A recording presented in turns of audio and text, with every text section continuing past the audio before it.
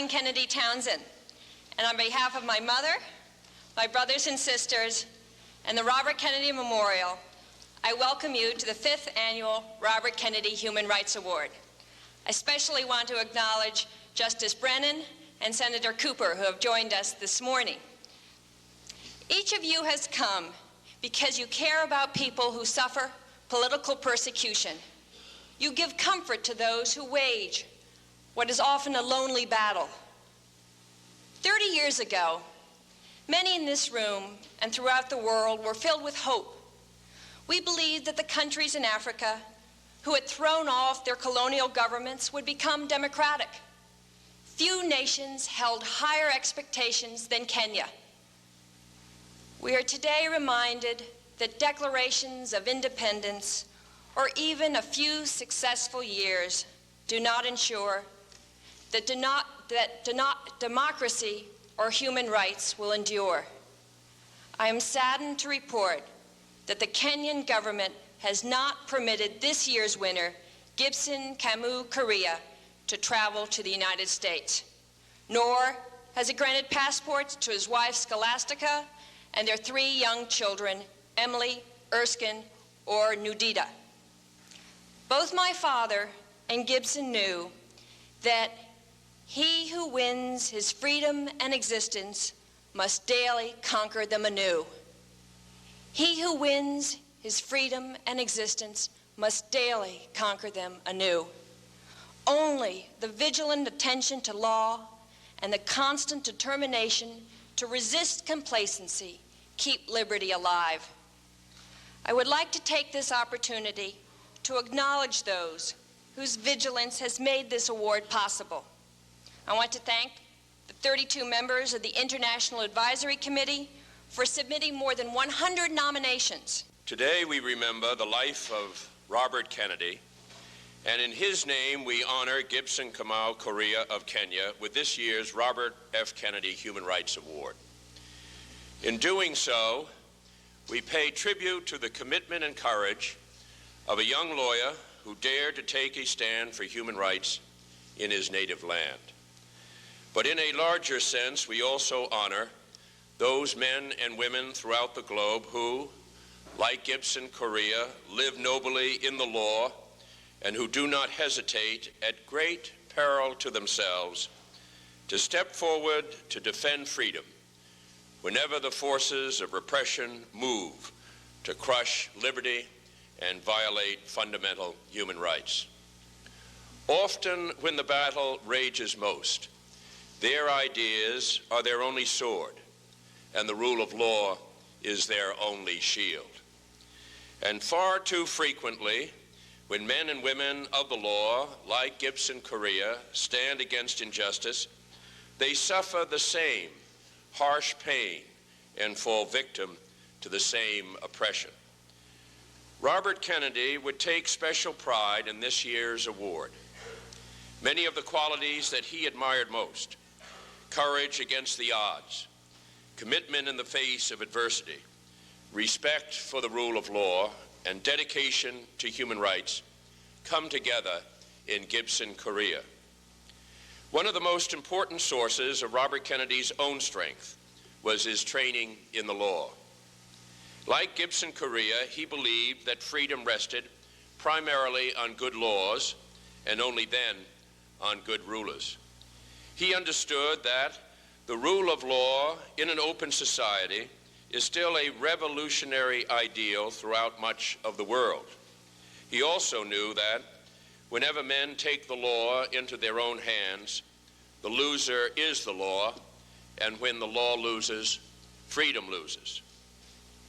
He believed that liberty and law are inseparable, and like Gibson Kuria, he used the law in his own life to expand freedom and to fight injustice. One of Robert Kennedy's most inspired and lasting contributions was the Lawyers' Committee for Civil Rights. His call went out to America's lawyers in New York City and Washington and to many other cities throughout our country.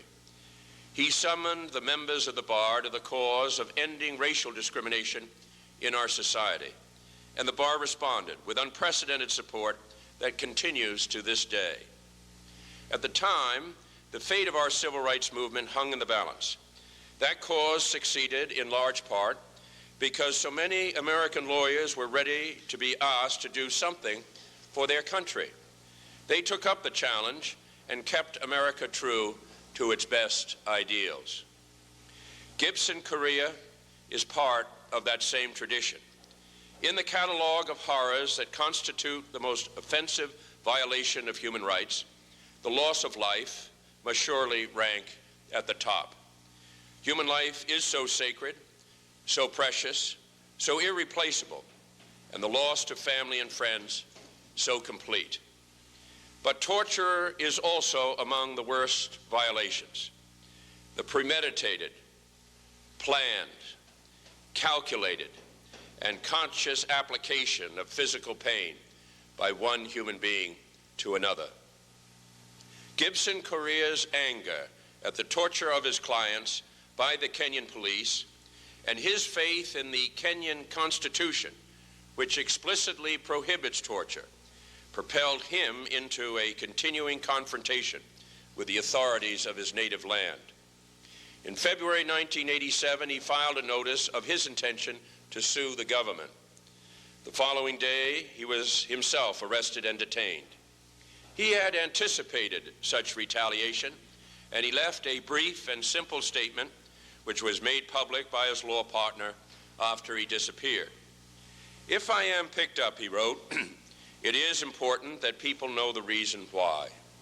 I have determined that people's rights must be enforced, so I am going to press the government. I have decided that I am not going to compromise on the principle, even if it means being detained." The police interrogated him for 4 days, held him incommunicado for 2 weeks, and detained him for 9 months. He was threatened with death and forced to do physical exercises while stripped naked. He was never charged with any crime and never brought to trial, in clear violation of the Constitution of his country. His case has brought great sadness to those who have, for so many years, counted themselves as friends, supporters, and defenders of Kenya. That nation and its government have long been a beacon of hope and progress for all of Africa. But the detention of Gibson Kuria is only the most recent in a long list of indictments that mark a decline in respect for the rule of law and human rights by the government of Kenya. The international community has documented too many examples of disappearances, secret detentions, and medical treatment denied to political prisoners. The reports of torture are too many and too persistent to be ignored. But to date, there have been no investigations, no disciplinary measures, no prosecutions of those responsible. Meanwhile, essential legal safeguards have systematically been discarded. Kenya is one of the oldest and most respected democracies of Africa, but it is at a crossroads. This day in Washington brings new and sharper focus to the policies and practices of that government. Will Kenya go forward with its campaign of intimidation and fear? Will that government continue to restrict freedom and undermine the rule of law? Or will Kenya change course, pull back from the darkness of torture and repression, and return to the bright sunlight of freedom, tolerance, and the rule of law? It is not too late for Kenya to recapture its special place in the hearts of those who respect freedom and love that land. We had hoped that Gibson Kuria could be with us today. I communicated directly with the President, Daniel Arap Moi, urging him to intercede personally to restore Mr. Kuria's passport so that he and his family could travel here. Section 81 of the Kenyan Constitution specifically guarantees that right. But once again, the government of Kenya has violated its own constitution. It is bad enough that Gibson Kuria is not with us today. It is even worse that the government of Kenya would not permit his wife or children to come here in his place. It is sad to think that by preventing this year's winners of the Robert Kennedy Human Rights Award from traveling to the United States to receive that award, the government of Kenya has put itself in the company of such other governments of South Africa and Poland. Because the Robert F. Kennedy Human Rights Award is so special and so important to the members of the Kennedy family, we look forward to the day when we can travel to Kenya to bestow in person the award that we make now in Gibson Kamau's absence. Those of us who care about Africa, those of us who admire Kenya for the hope it has given to all Africa, can only ask, is this really the Kenya of the future? Robert Kennedy admired courage, and he particularly respected those who brought that quality to their life in the law. Some of my brother's most eloquent words were spoken with persons like Gibson Kuria in mind. Courage is the most important attribute of a lawyer, he said. It is more important than competence or vision. It can never be an elective in any law school. It can never be delimited, dated, or outworn. And it should pervade the heart, the halls of justice, and the chambers of the mind.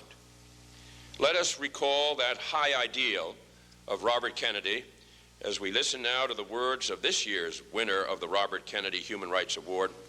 Gibson Kuria is here with us in spirit as he speaks to us, now on film, from the land of his unjust detention.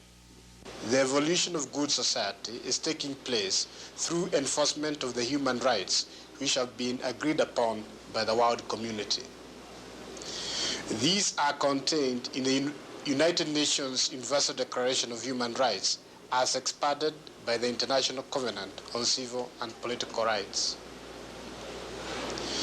These rights, as Mrs. Eleanor Roosevelt observed, embody a common standard of achievement for all peoples of all nations. They must be protected if the individual is to live in dignity and have the opportunity to fulfill himself.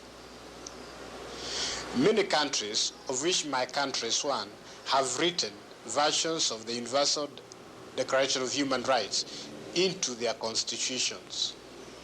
For the past 9 years, other Kenyan lawyers and I have been enforcing the rights written in our constitution. My experience seems to suggest that the international community might have made the common standard of achievement too low. I'm pleased to introduce my mother, Mrs. Robert Kennedy, who will present the award to Paul Mwiti of Kenya, Gibson Kuria's friend.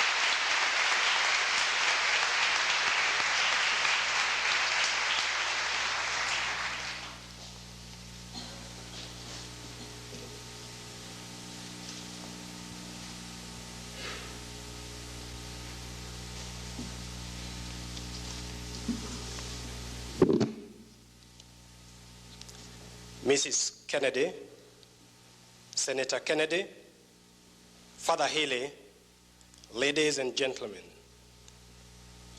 this is both a sad and happy occasion.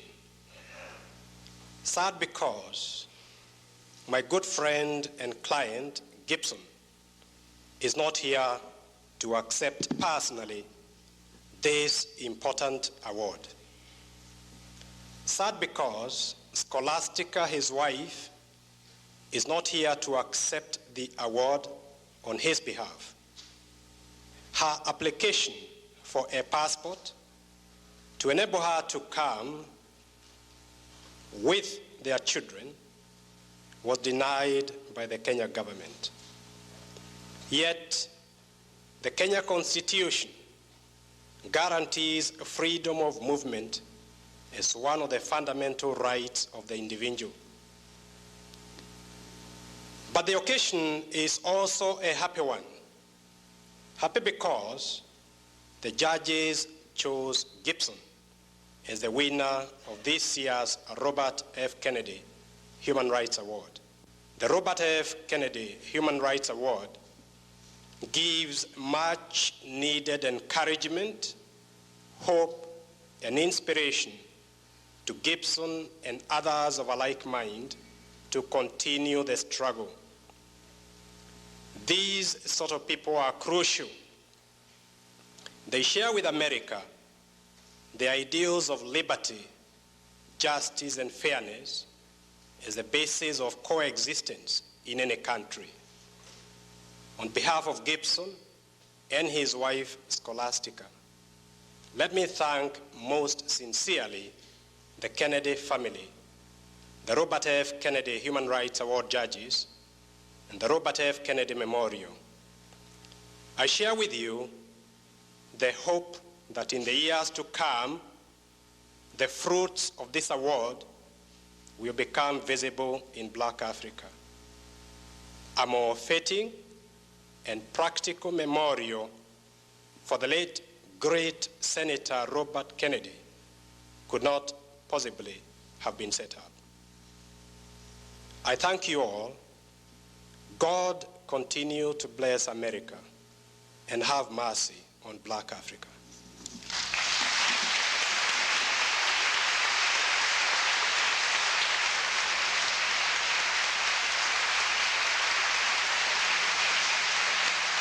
We are especially honored to have with us today a man known for his lifelong commitment to justice and a special friend, a minister of the gospel, a leader of the civil rights movement, congressman, ambassador to the United Nations, the mayor of Atlanta, and 20 years ago, a founding trustee of the Robert Kennedy Memorial, Andrew Young.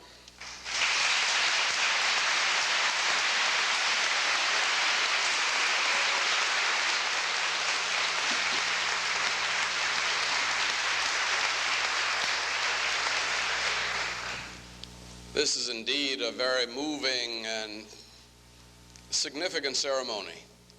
All the more important because the gentleman who just spoke to you perhaps has incurred more risk than we have ever incurred in this country by making the simple, beautiful, eloquent, and profound statement which he just completed. The struggle for human rights continues, and it's a struggle that Robert Kennedy gave his life for. It's a struggle that's been very much a part of the history of this nation. And as we gather here to talk about continuing difficulties in the field of human rights, I can't help but reflect upon the fact that this was a struggle that essentially saved America's soul. It was a struggle in which John and Robert Kennedy engaged in while they sat in the seats of power.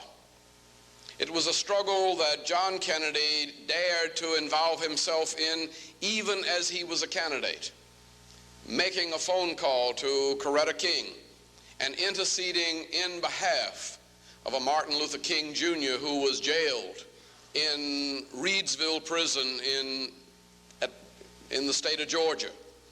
It was out of that continuous struggle that I think our country has known some of its most significant triumphs.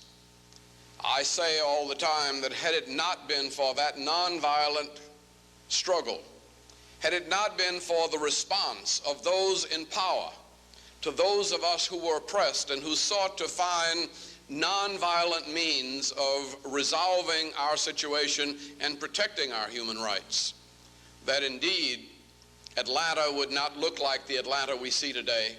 It would probably look more like Beirut, Lebanon. And John Kennedy, I think, said that those who make nonviolent revolution impossible make violent revolution inevitable. And so we're gathered because we have achieved a certain level of understanding, not because we're any better than anybody else, but because we have been through all of those struggles that we now see the fledgling nations of Africa going through. And it's because we want to share them the hurt and the pain that we have known, that we intercede in behalf of their human rights victims, and we appeal to their governments to find a more excellent way, a way in which those in authority respect the rule of law and are sensitive to the dissent of those who would give other points of view. When men of courage and vision and integrity are placed in prison, the country's future is in prison with them. Fear is increased. Anxiety is stirred. Development and investment, which are so badly needed, are diminished. And the very process which prison seeks to suppress is escalated. And so we're here to say to the governments of the world, particularly those of Africa, where many of us have our historic and ancestral roots, that change is one of the certainties of the planet on which we live. The very atoms and molecules that keep our whole world in motion assure that everything about the life which we live is constantly changing. And so we would hope that from our experience with change, that we might find ways of sharing with them a few insights that might help make the path of change more smooth, more orderly, less violent, less oppressive, and that the process of development of a free society might be facilitated by the fact that we chose to identify with those voices of dissent, those voices of law, those voices of the spirit that put the human rights of the individual above the power of the state and above the authority of a police maintaining the status quo. After all, dissent is one of the most valuable assets that we enjoy as a nation. Were it not for the right of dissent, we as Black Americans would still not have the right to vote. Women would perhaps have none of the opportunities, not only of voting and employment, but even of education that they now enjoy. The development of our nation would be greatly diminished had we not had those voices of dissent throughout our history that essentially challenged us to be a little better than we really are. And basic to that, to those voices of dissent, has to be a free judiciary. That the thing that has most ensured the freedom of this nation is the rule of law and a judiciary that's free from day-by-day political pressures. How much do we owe to our Supreme Court? And how much indeed does Kenya owe to Thurgood Marshall, justice on the Supreme Court, that joined with them in the establishment of a Kenyan constitution at their moment of independence? And so we share a common tradition, and yet our experience was illustrated for me in a very dramatic way, and I think for our nation, the first day of the Democratic Convention. I was the mayor of the city of Atlanta, and the Ku Klux Klan wanted to demonstrate. And the Fannie Lou Hamer Convention was meeting right across the street from their demonstration place. Well, when I talked to the representatives of the Fannie Lou Hamer Convention, they understood that they had fought for the right to demonstrate peacefully, and as long as the Ku Klux Klan wanted to demonstrate peacefully, it was their right. And I thought of this beautiful, harmony of people who disagree, people whose heritage and past had been violent, meeting across the street from each other in peace and recognizing their mutual right to exist. Only that was a little too naive. The problem came when the Klan, on their attempt to march down toward the Democratic Convention, was confronted by a group of young white,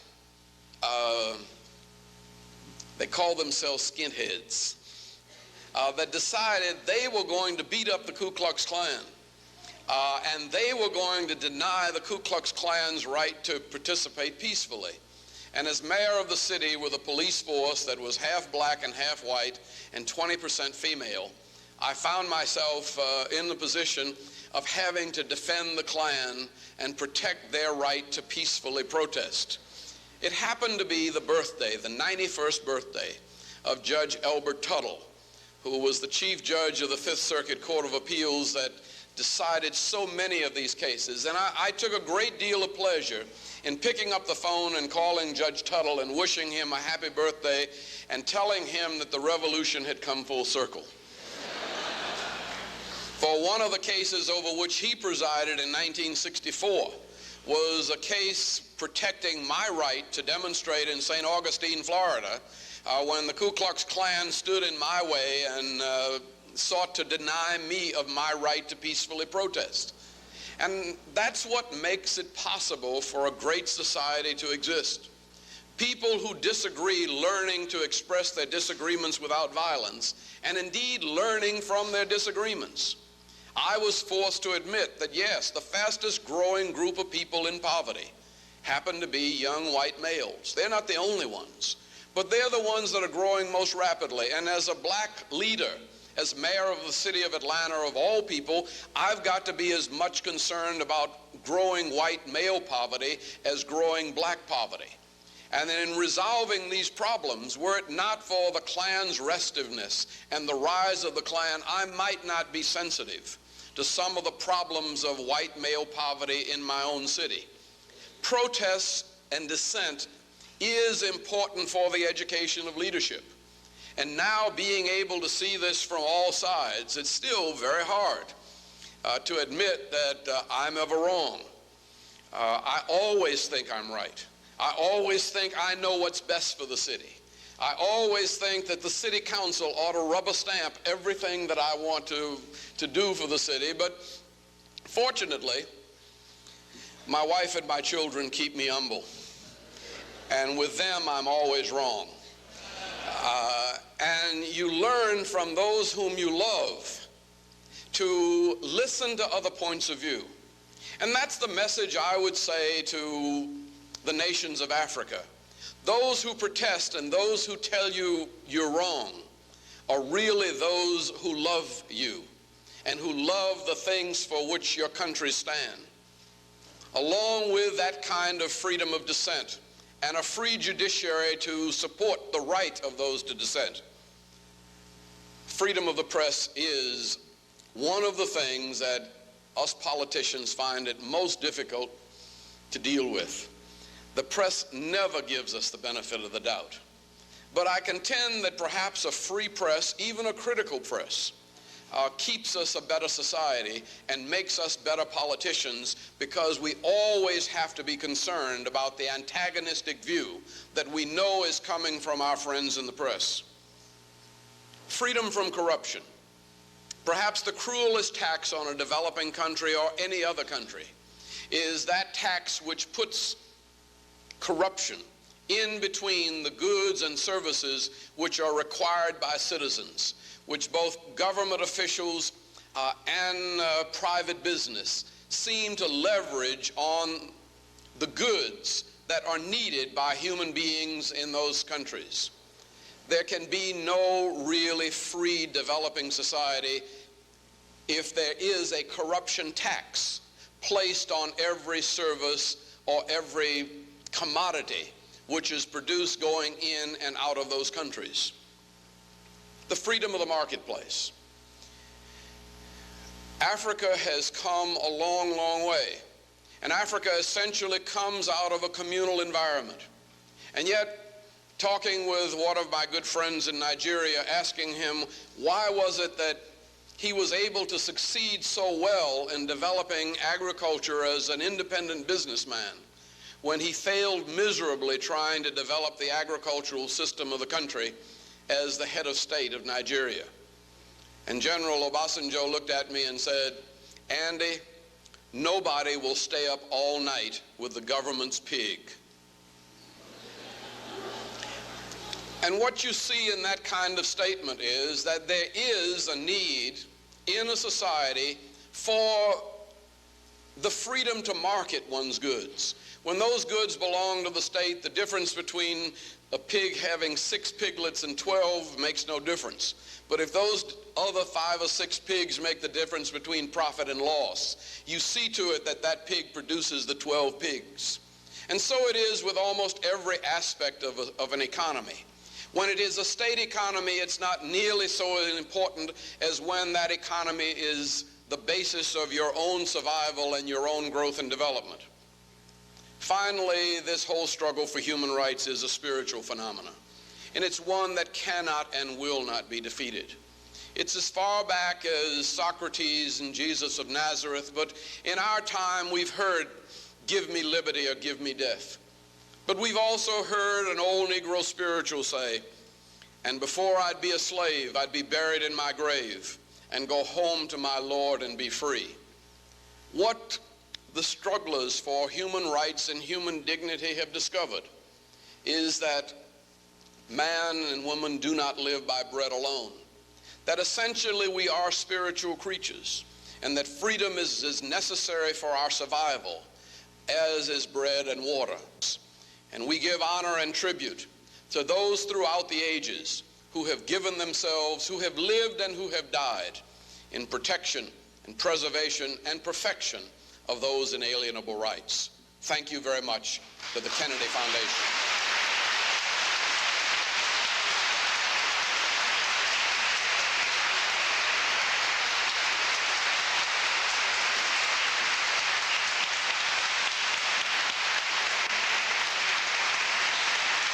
To close the ceremony, I'm pleased to present my sister and the director of the newly established Robert Kennedy Center for Human Rights, Kerry.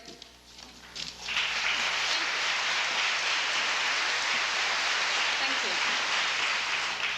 As counsel to the Senate Committee, as Attorney General, and as a lawmaker, my father lived his life in the belief that the cornerstone for human rights and equal justice is the rule of law. And so it is a special honor to award this year's recipient. He also had a great feeling for Kenya. And when he was there in 1966, he said, "The circumstances of each nation are different, shaped by the vagaries of history and experience. Yet the battleground is always the same: the fight for justice, the fight for freedom, for the human dignity of every man and woman and child."